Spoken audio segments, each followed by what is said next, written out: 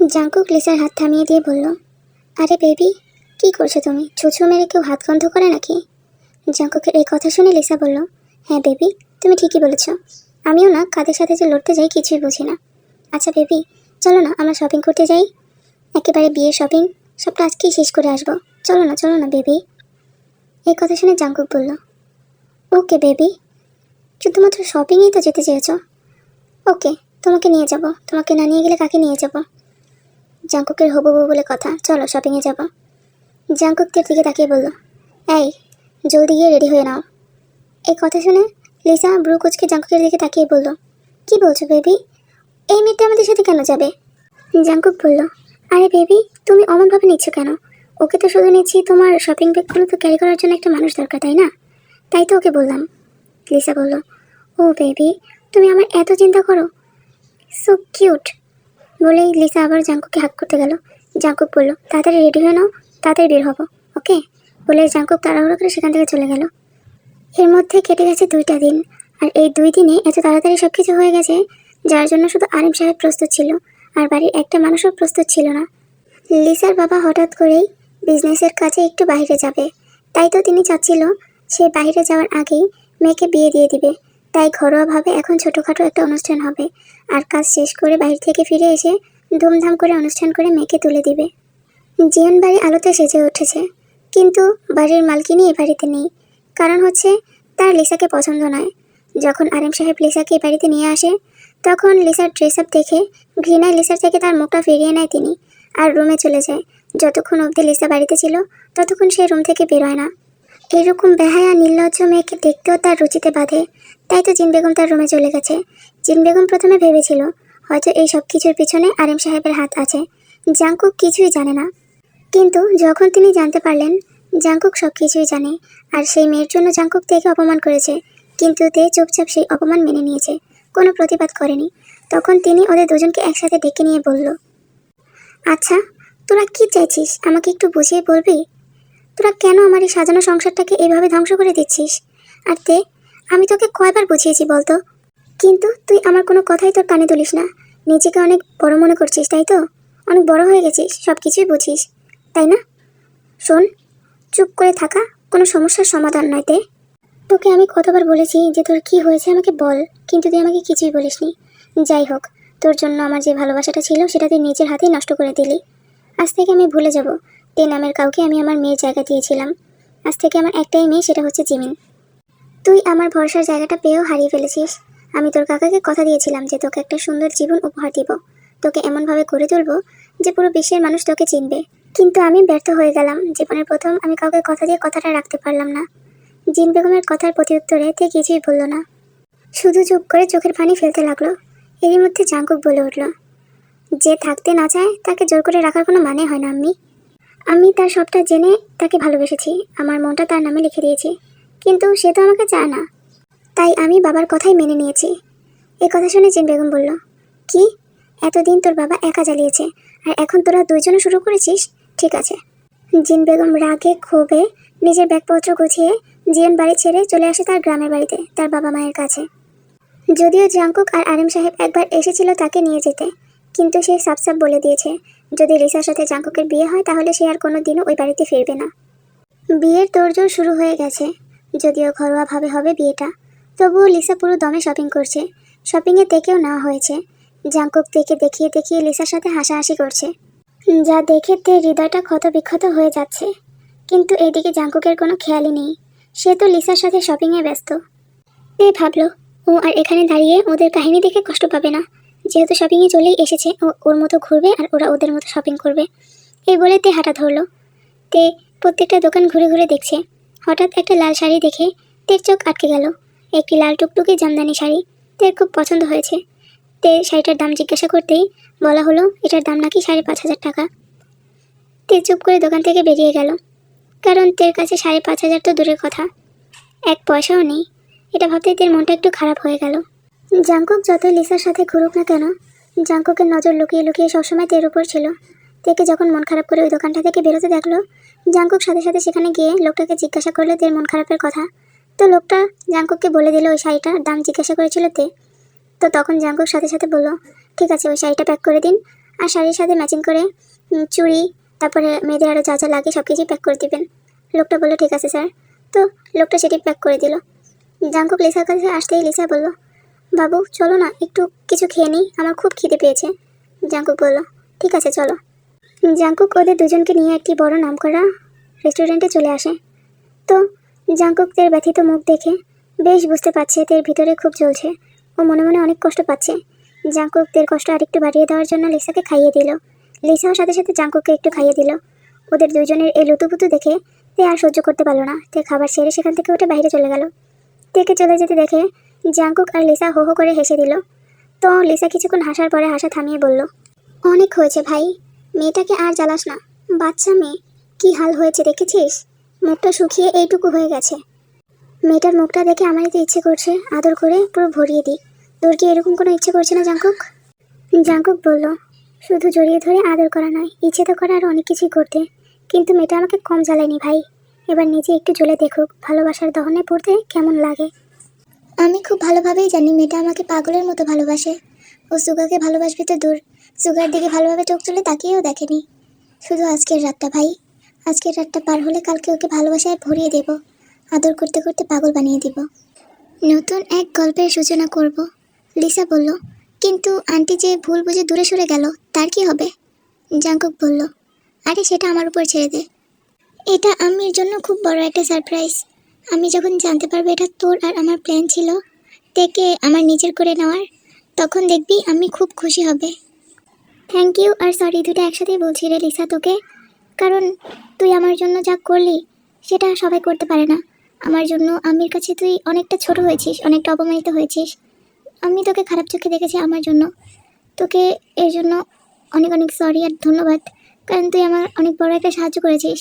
তোকে ছাড়া আমি কখনোই এই কাজগুলো করতে পারতাম না। লিসা বলল, আরে ধুর পাগল, কি বলছিস? থ্যাংক ইউ তো আমি তোকে দিব, কারণ শুধুমাত্র তোর জন্য ইউনহুকে কালকে আমি আমার নিজের করে পাবো। আমরা বিবাহ বন্ধনে আবদ্ধ হব, 10 বছরের ভালোবাসা পূর্ণতা পাবে। জানিস ও বেকার বলে বাবা ওকে মেনে নিতে চাইছে না। বলতো ভালোবাসা কি ধনী গরিব এগুলো দেখে হয়? বাবা শুধু নিজের কথাটাই ভাবছে, নিজের স্বার্থটাই নিজে খুঁজছে। আমার কি পছন্দ, আমার কি ভালো লাগে সেটা বাবা দেখছে না। যাই হোক, সব কিছু বাবা আর আরেম আঙ্কেলের ইচ্ছেতে হলেও বিয়েটা হবে আমাদের ইচ্ছেতে, যেমন আমার আর ইয়নহুর, তোর আর তের।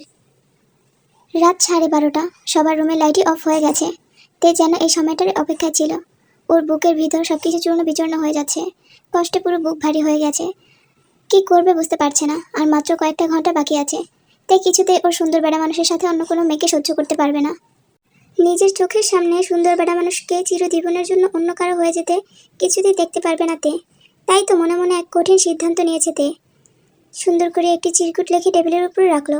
আলমারি থেকে কিছু টাকা নিল নিজের হ্যান্ড পার্সে। তারপর চুপি চুপি বেরিয়ে গেল জীবন বাড়ি থেকে তে, রাতের অন্ধকারে। দরজার খট শব্দ শুনে ঘুম ভেঙে গেল রেনুর। ও এসে দেখলো বাড়ির মেন দরজা খোলা। গভীর রাত অবধি সিরিয়াল দেখে রেনু, মাঝে মধ্যে এইভাবে দরজা খোলা রেখে ঘুমিয়ে পড়ে। তাই আর রেনু বেশি কিছু মনে না করে দরজা আটকিয়ে ঘুমাতে চলে যায়। সকালে ফজরের আজান শুনে জাঙ্কুকের ঘুম ভেঙে যায়। ও তাড়াতাড়ি করে উঠে অজু করে নামাজের জন্য চলে যায়। মসজিদ থেকে আসার সময় জাঙ্কুক মনে মনে ভাবছে, তুমি নিজেও জানো না তোমার জন্য আজকে কত বড় একটা সারপ্রাইজ রয়েছে আমার তরফ থেকে, আমার লজ্জাবতী ললিতা। আমি জানি আমার প্রতি তোমার অনেক রাগ, ক্ষোভ, অভিমান জমে আছে, কিন্তু আজ রাতে তোমাকে এত আদর করব, এত আদর করব যে তুমি সব কিছু ভুলে যেতে বাধ্য হবে। আজ রাতে তোমাকে অন্য এক সুখের দুনিয়াতে নিয়ে যাব, সুখের রাজ্যে ভাসিয়ে দেব। আজকের রাতটা শুধু তোমার আর আমার, একান্তই আমাদের দুজনের রাত। আজকে তোমাকে আপন করে নিব, এতটাই আপন করে নিব যতটা আপন করে নিলে কেউ কাউকে ছেড়ে দূরে যেতে পারে না। আজকে তোমাকে আমি আমার রঙে রাঙিয়ে দেব লজ্জাবতী ললিতা। আর আজকে তুমি আবারও নতুন করে বউ সাজবে, আর আমি সাজবো তোমার পুলিশ হাজবেন্ড, মানে তোমার জামাই। বলে জাঙ্কুক হাসতে লাগলো। বাসায় এসে জাঙ্কুক সোজা কিচেনে চলে গেল, কিন্তু সেখানে গিয়ে তেকে দেখলো না। দেখলো রেনু চা বানাচ্ছে। তাই জাঙ্কুক রেনুকে জিজ্ঞাসা করলো, কি রে তুই চা বানাচ্ছিস কেন? তোর ভাবিমণি কোথায়? সে কি এখনো ঘুম থেকে ওঠেনি? রেনু বলল, স্যার আমি তো সেটা বলতে পারবো না, কিন্তু ভাবি তো প্রতিদিন সবার আগে ওঠে আর সব কাজ একা হাতে করে, আমাকে কিচ্ছুটি করতে দেয় না। কিন্তু আজকে তো তার কোনো খবরই নেই। আমি তো মনে করছি তার শরীর খারাপ করছে, এই জন্য আমি আর তাকে ডাকি নাই, আমি নিজে থেকেই চা বানাতে চলে এলাম। জাঙ্কুক বলল, ঠিক আছে তুই কাজ কর, আমি গিয়ে দেখে আসছি মহারানীর কি হয়েছে। বাবা গো, তার যেই রাগ! আমি তো ভয় পাচ্ছি। সামনে পেলেন আমাকে কাছে চিবিয়ে খেয়ে ফেলে। রেনু বলল, কি বলেন স্যার, আপনি এত বড় একজন পুলিশ অফিসার হয়ে আপনি বউরে ভয় পান? ভাবাই যায় না। জাঙ্কুক ওইখানে আর কিছুই বলল না, ও সোজা জিন বেগমের রুমে চলে গেল। আর দরজা ধাক্কা দিতেই দরজা খুলে গেল, যা দেখে জাঙ্কুক একটু অবাকই হলো। মনে মনে বলল, আশ্চর্য তো, দরজা খোলা অথচ তে নিচে যায়নি, কি হলো? বলেই জাঙ্কুক তৎক্ষণাৎ তড়িঘড়ি করে রুমে ঢুকে গেল। কিন্তু রুমে প্রবেশ করে জাঙ্কুক আরেক ভাগ চমকে যায়। রুমের কোথাও তে নেই।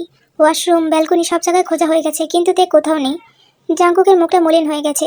হতাশ মুখে যখন রুম থেকে বেরোতে যাবে তখনই জাঙ্কুকের নজর পড়ল টেবিলের উপর রাখা চিরকুটটার উপরে। জাঙ্কুক আর কাল বিলম্ব করলো না, সোজা গিয়ে চিরকুটটা পড়তে শুরু করলো। চিরকুটে লেখা ছিল, আমি জানি সুন্দর বেটা মানুষ, যতক্ষণে এই চিরকুটটা আপনার হাতে অবধি পৌঁছাবে ততক্ষণে আমি আর বাসায় থাকবো না। কোথায় থাকবো, কী অবস্থায় থাকবো সেটা আমি নিজেও জানি না, কারণ আমার যে নির্দিষ্ট কোনো জায়গা নেই। বাবা মাকে হারানোর পর ছোটবেলা থেকে চাচির সংসারে নির্যাতন পেয়ে বড় হয়েছি। সেখানে কষ্ট পেতে পেতে হঠাৎ করে আপনাদের বাড়িতে গিয়ে উঠলাম। সেখানে আবার আমার ভাগ্যটা হয়তো একটু ভালো ছিল, মায়ের বোনের ভালোবাসা পেয়েছি। আল্লাহ বোধহয় আমার ভাগ্যে আরেকটু সুখ রেখেছিল, তাই কষ্ট পেতে পেতে আবার আপনার কাছ থেকেও কিছুদিনের জন্য ভালোবাসা পেয়েছি। আর দেখুন, আল্লাহ বোধহয় আমাকে একটু সুখী দিয়েছে। কয়েকদিন আপনার কাছ থেকে ভালোবাসা পেয়ে আবারও আপনাকে হারিয়ে ফেললাম। জানেন সুন্দর বেটা মানুষ, আপনি যখন আমার আশেপাশে থাকতেন, আমাকে ছুঁয়ে দিতেন, তখন পৃথিবীতে সবচাইতে সুখী নিজেকে মনে হতো আমার চাইতে সুখী এই পৃথিবীতে আর কেউই নেই।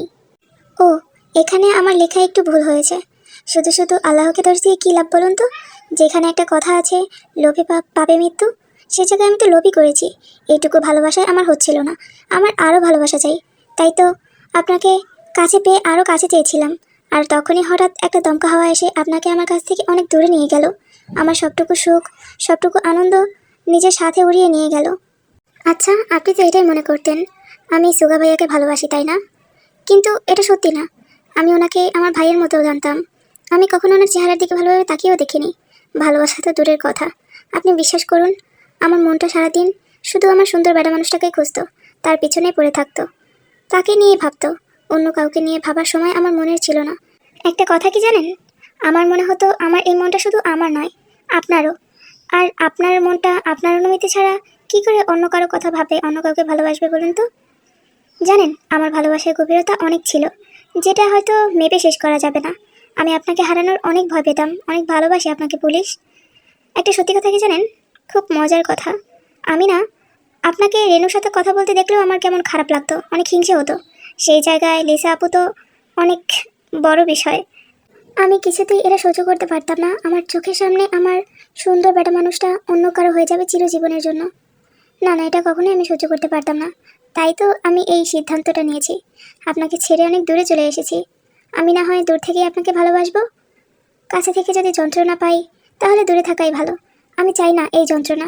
আপনি আমাকে আগের মতো কষ্ট দিবেন, আমি সেটা মেনে নিব, কিন্তু আমার চোখের সামনে অন্য কারো হাত ধরে হাঁটবেন, সেটা আমি কখনোই মেনে নিতে পারবো না। আমি আপনাকে অনেক ভালোবাসি। আচ্ছা, অনেক কথা বলে ফেললাম, এবার শেষ কথাটা বলি। মা, বাবা আর জিমিন সবার খেয়াল রাখবেন। একান্তভাবে আপনার নিজের শরীরের খেয়াল রাখবেন। আপনারা ভালো থাকলেই আমি ভালো থাকবো, আর দূর থেকে সারা জীবন আপনাকে ভালোবেসে যাব। আপনার পরিবারের সবাইকে আমি আমার মন থেকে অনেক ভালোবেসেছি, কারণ প্রত্যেকটা মানুষই ভালোবাসা পাওয়ার যোগ্য। বাবাকেও আমি অনেক ভালোবাসি, কিন্তু একটা আফসোস রয়ে গেল। বাবাকে হয়তো কখনো বলতে পারবো না যে বাবা, আপনি আমাকে যতই খারাপ নজরে দেখুন, খারাপ মেয়ে ভাবুন, কিন্তু আমি আপনাকে সত্যিই অনেক ভালোবাসি। আমার কাকার পরে আমি আপনাকে আমার বাবার স্থানটা দিয়েছিলাম, কখনোই বলতে পারবো না হয়তো। ইতি আপনার বেয়াদব, অসভ্য, বিচ্ছুক, পিচ্ছি বউ। আমাকে মনে রাখবেন। চিরকুটটা পড়া শেষ করেই জাঙ্কুক রাগে ড্রেসিং টেবিলের আয়নাতে জোরে এক ঘুষি মারে, আর সেই ঘুষি মারার ফলে ড্রেসিং টেবিলের আয়নাটা ভেঙে গুঁড়ো গুঁড়ো হয়ে যায়। আর মুহূর্তের মধ্যেই জাঙ্কুকের হাত কেটে গল গল করে রক্ত বেরোতে শুরু করে। কিন্তু ওইদিকে জাঙ্কুকের কোনো খেয়ালই নেই। জাঙ্কুক চিৎকার করে বলে উঠল, এটা তুই কী করলি তে? আমি তোকে সারপ্রাইজ দিতে চেয়েছিলাম, কিন্তু এখন দেখি তুই আমার জন্য এত বড় একটা সারপ্রাইজ রেডি করে রেখেছিস। তুই এটা কী করলি? এতদিনে এইটুকুই চিনতে পেরেছিস তুই তোর সুন্দর বেটা মানুষকে? তোর পুলিশের উপর তোর কোনো ভরসা ছিল না, একটু বিশ্বাসও ছিল না আমার উপর তোর? তুই কিভাবে পারলি আমাকে ছেড়ে যাওয়ার দুঃসাহস দেখাতে? কিভাবে পারলি? কথাগুলো বলেই জাঙ্কুক পাগলের মতো ঘরের ভিতর ভাঙচুর করতে লাগলো আর চিৎকার করতে শুরু করলো। জাঙ্কুকের এই ভাঙচুর আর চিৎকারের শব্দ শুনে বাসার সবাই চলে এলো। হাই জান পাখিরা, আজকের গল্পটা এই পর্যন্তই। আর মাত্র 2টা পার্ট বাকি আছে, তোমরা একটু কষ্ট করে দেখো, রাগ করো না কেউ আমার উপরে, বুঝছো? আমি চাইলে আরও বড় ভিডিও দিতে পারি, কিন্তু আমার হাতে অত সময় নেই। আর বড় সমস্যা হচ্ছে আমার বাসার আশেপাশে এত নয়েজ। পাশের ফ্ল্যাটে 2টা বাচ্চা আছে, বাবারে সারাদিন অনেক চিল্লাচিল্লি করে। আমার বাসার একটা বাচ্চা আছে, ও সারাদিন দুষ্টামি করে। মানে আমি একটা ভয়েস দিলে তোমরা বুঝবা না, মানে আমি ভয়েস দিই, আমি বুঝি। একটা ভয়েস আমি মনে করো কি 5-6 বার কাটতে হয়, তারপর মানে তাও ভয়েসের ভিতরে নয়েজ থেকে যায়। তোমরা কেউ আবার আমার উপর রাগ করো না, বুঝতেই তো পারতেছো, আমার জায়গায় থাকলে বুঝতা। রাগ করো না জান পাখিরা। একজন জান পাখি নাম নিতে বলছিলা, তো তোমার নামটা বলেই দিই, বৃষ্টি। আর তোমাদের সবাইকে অনেক অনেক ধন্যবাদ আমাকে এত এত ভালোবাসা দেওয়ার জন্য, ভিডিওতে এত সুন্দর করে কমেন্ট করার জন্য। তোমাদের সবাইকে অনেক ভালোবাসি, love you my all subscriber.